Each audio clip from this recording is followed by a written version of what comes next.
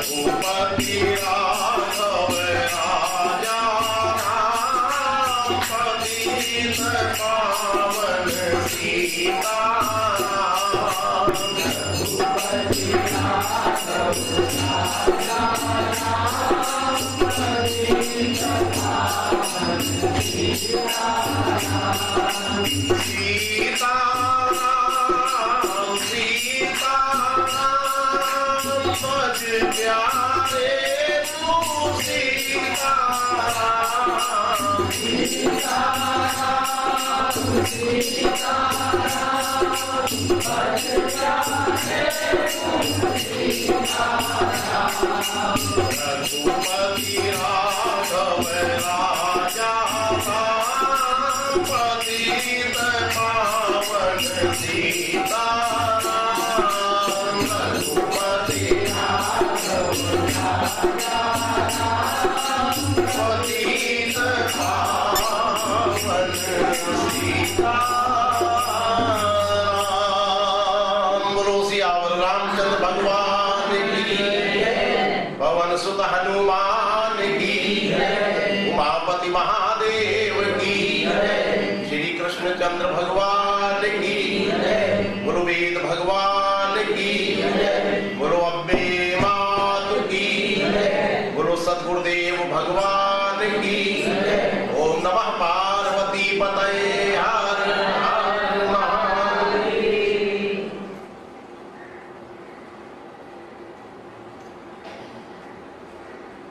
सत्संग प्रांगण में विद्यमान समस्त मुद मंगलमय भगवत पादार बिंदानुरागी भक्त प्रवर,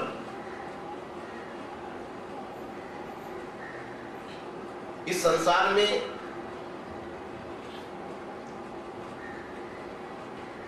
हर मानव मात्र अपने परम लक्ष्य परमात्मा को प्राप्त करने का प्रयास करता है।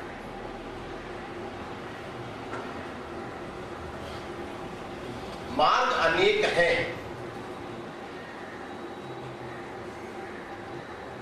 अभी आप श्रीमद् भगवद गीता के माध्यम से श्रवण कर रहे थे।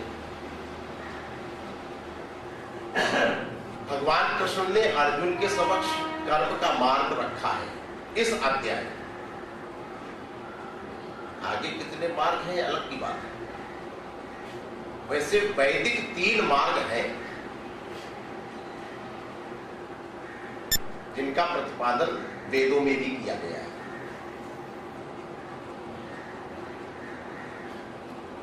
ज्ञान का मार्ग,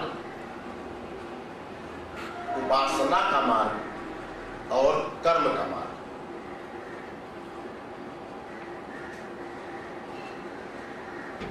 प्रश्न ये उठता है कि हमें किस मार्ग का चयन करना चाहिए अपने उस लक्ष्य को पाने के लिए।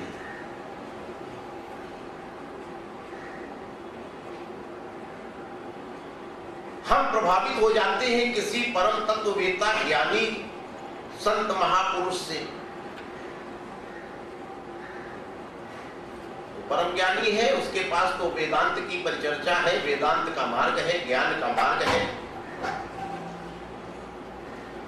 वो तो अपने सारे साधकों को, सारे शिष्यों को एक ही मार्ग थोपता है। ऋते ज्ञानान न मुक्ति ज्ञानादेव तू कैवल्यम तरत शोक मात्मविद। ये ठीक वैसा ही हो गया जैसे बलपूर्वक कोई माता पिता अपने बेटे को इंजीनियर या डॉक्टर बनाना चाहते हैं, उसका मन नहीं लगता है।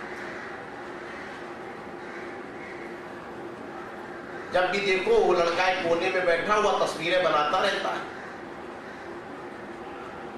अगर आर्ट के प्रति, कला के प्रति उस बालक का रुझान है तो बलपूर्वक आप क्यों साइंटिस्ट बनाने का प्रेशर डालते हैं? आप सफल नहीं होंगे।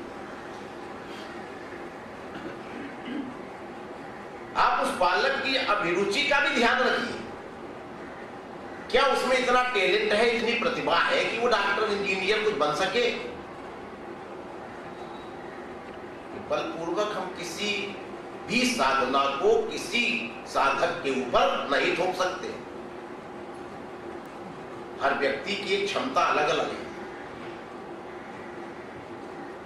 कभी कभी भ्रांति से ऐसा लगता है कि सामने वाला साधक ज्ञान मार्ग का अनुयायी है,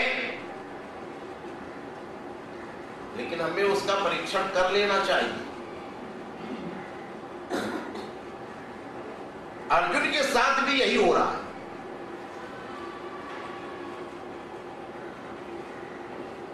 अर्जुन जब ज्ञान को पाने के लिए भगवान कृष्ण से प्रश्न करता है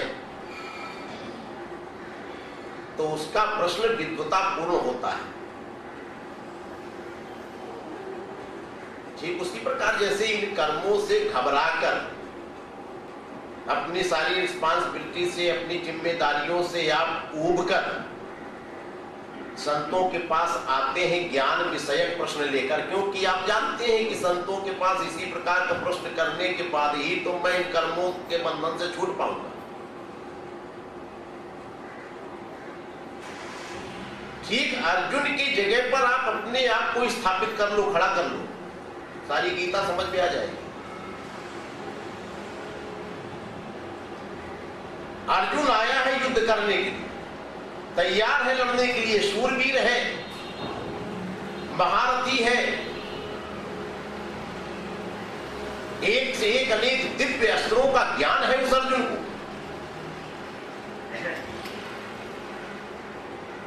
लेकिन आज यहां अर्जुन का मोह जागृत हो गया।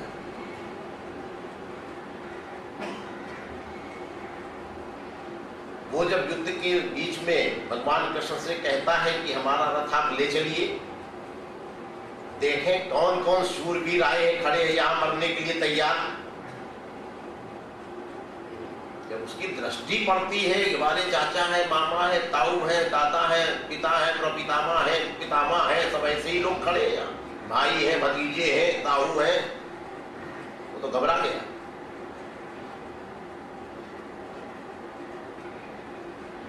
ये वास्तव में उसका मोह था।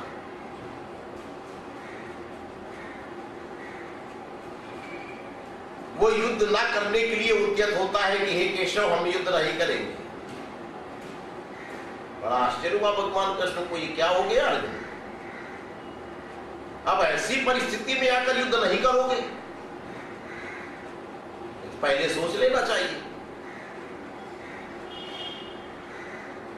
महफिल सज गई है, सारे साज बात सजा लिए गए, सारे अतिथिगण मौजूद हो गए।